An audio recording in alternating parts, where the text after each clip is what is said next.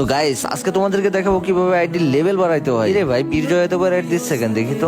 আরে শফিক ভাই র্যাঙ্ক খেলবা নাকি? আরে ভাই সারাদিন র্যাঙ্ক খেলছে, এখন আর র্যাঙ্ক খেলতে ভালো লাগতেছে না। তাহলে এখন কি করবা?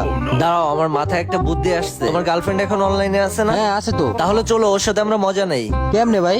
আরে তুমি ওকে গ্রুপে আই না কিক মেরে দিবা। আমি ওরা গুরু ভাই না কিক মারি, পরে আমার লগে ব্রেকআপ করে দে। আরে ভাই আমি আছি না, আমি থাকতে টেনশন কিসে? আমি বলবো গ্রুপে গিলিস ছিল এই জন্য কিক দিয়ে দিছে।